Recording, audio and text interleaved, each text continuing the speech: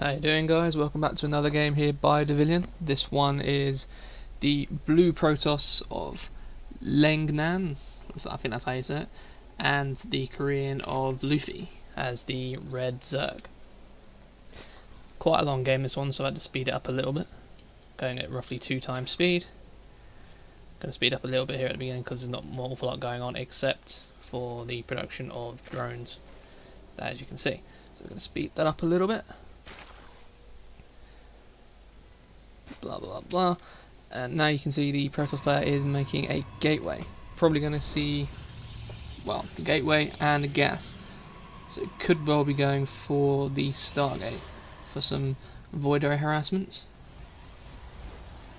It seems to be my favourite strategy on that against the Zerg.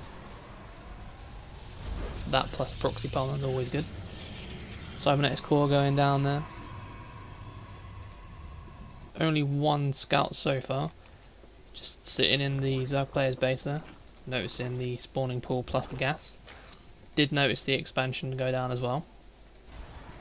Overlord sitting in the Protoss player's base, sees both gases plus gateway and cybernetics core. Cybernetics core researching the warp gates there. Still scouting around. Still creating nothing but drones and queens. So not too much to say there from the Zerg player. The Protoss player will score an Overlord there with his Stalker. As you can see, goes down a proxy pylon on the edge of the Zerg player's base. And as you can see, this is patch 1.1 because they have blocked off this entrance along with this entrance. So it does take a little longer for Zealots to be constructed. And there we see a Stargate for the Protoss player. The Zerg player has his second hatchery up and running. Not much really to be said for the Protoss player at this point, just the usual base construction, 2 gateways, or 2 warp gates, with a third on the way. Probably won't see a 4th due to that being built down here, though he will be producing some void rays for some void ray harassment, so I expect some confrontations fairly soon. And there's his 3rd warp gate finished there. The Zerg player still building spine crawlers and some queens. Upgrading 2 there, and you gotta love the construction bars there. So very helpful. You can go a few of the Zerg units there just to scout around and see if he's got any expansions up and running. But the Zerglings don't really see anything. And the void ray harassment starts right there. Nothing that can fight back against them just yet. So 3 void rays up are going to take down the entrance to the back of the Zerg player's base. In comes a few zealots and a sentry. Probably going to move in with this just to see how far we can get. As you can see, the Zerglings do have the speed upgrade. So those 2 queens are going to be trying to fight off those void rays, which will probably pick off 1 overlord as they do. Or actually, no, yeah, overlord. Still need to work on the names of the units for Zerg. As you see, the spine crawlers being taken down by the zealots as the void rays try to make a move on those queens. The queens, though, will probably take them down fairly easily along with those hydralisks. So hydralisks being built now by the Zerg player to counter the void rays of the Protoss player. Protoss player having to pull back there. Does have a spore crawler out, so that void ray is going to do an awful lot of harassment to that mineral line. It's going to have to pull back. As you can see, this is probably going to go down now.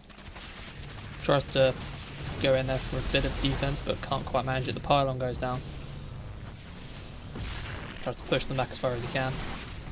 Getting in a few kills, but it's going to pull back to his main now. Going to call that a lost cause.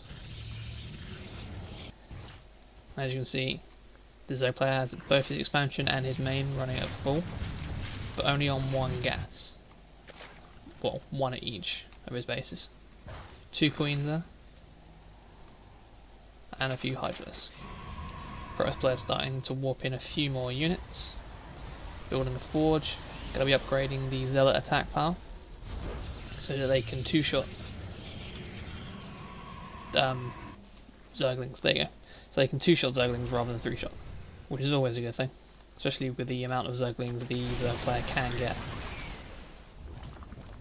anything unusual coming up here. Nidus network going up for the Zerg player, so we're going to see a little bit of Nidus harassment here on the Protoss player. As you can see, a third expansion going up now for the Zerg player, along with the first expansion for the Protoss player. No overlords at the edge of the Protoss base yet, though I do believe that observer is going to be the opening for the Nidus Worm attack. So I would expect that anytime soon, and there we go, Nidus Worm goes down. Can the Protoss player respond? Does he notice there? No, does now though. Trying to use all the Zerglings to take down the Colossus, but manages to pull back to his reinforcements in time. Pulls in all the Queens, puts down a couple of spores, and makes a move over here to make a foothold. But that attack there is repulsed, and the Nidus Worm is killed. Having to pull back now. Might make a go of it over here. Though probably not. The Protoss player probably will know that it's there because he will see the creep. And down goes the Nidus Worm.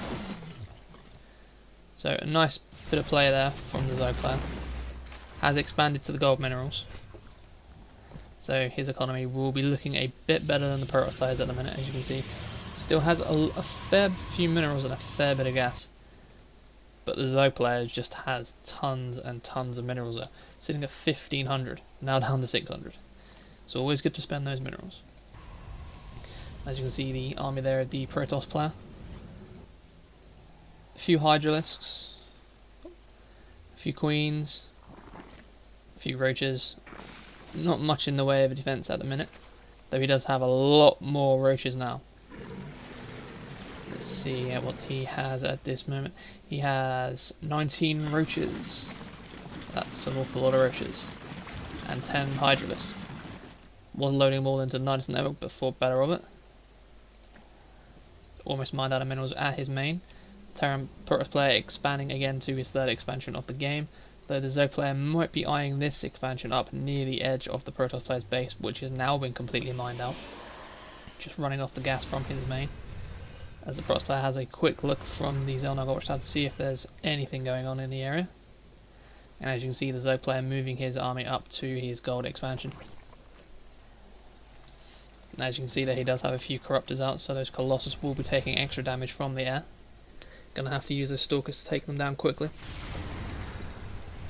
The Colossus do a hefty amount of damage to those Roaches, and in we go. Shields down, Roaches going down left to right and centre. Hydra is trying to take down what they can. Down goes the Colossus, still has 3 in the back there, though they will be taken from behind. Don't even go there. Taken from behind by his Corruptors, and down they go. Stalkers there trying to fight off as much as they can on the way back, but infusion there from the Queens keeping up a few of those units. Still has a few Hydralisk, 7 Roaches, 11 Hydralisk now. What do we have on the way? Don't have any more units on the way yet, though he is making a great spur, so we could see some Broodlords. Broodlords might make an awful lot of difference here, and there we go, 3 Broodlords, 4 Broodlords now being made. So not looking too good for the Protoss player at this moment, as he doesn't have an awfully large army. That is the extent of his army right there. The Zerg player now has a 4th expansion going up, this time just off the edge of the Protoss player's base. The Zerg player does have one hefty looking army, I have to admit. The Protoss player may have a few problems with that. Those Broodlords are going to make an awful lot of difference, and they can do some pretty hefty damage to ground units. As you can see there, 6 Broodlords, 7 Roaches, 11 Hydralisks, and still 6 Corruptors, plus 7 Queens. So pulling back now, the Zerg player has gone for his 5th expansion. So he does have a dominating command of the map at this point. The Protoss player has got a lot of warp gates up, and that Overlord just sitting there watching as the day goes by. The Protoss player now has a lot of Colossus and a lot of Stalkers. Probably going to see a hefty push here by the Protoss player. Going to slow it down just a teeny bit. Back to normal game speed. Going to see the push in here. Broodlord's going to be taking down those Colossus. Lots and lots of units there for them to try and take down the Protoss. Probably not going to be able to manage it. Tries to split some off with the shields. Doesn't quite get as many as you'd like. Takes down a few roaches with those extended thermal launchers. Moves in there, tries to take down all those roaches. Roaches down to 2, Hydras down to 7, but the Broodlord's number to 10. And there isn't an awful lot that can take them down except those Stalkers, which are going down fast. Don't think there's an awful lot the Protoss player can do at this point, just trying to take down those Broodlords. No roaches left, only a few Hydralisks. Just the Queens left on the ground there for that army.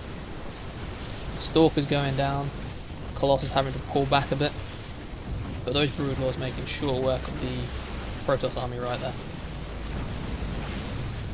Colossus having to try and focus fire down the attackers from the Broodlords. Not going to be doing all that well. The Protoss player having to pull back there.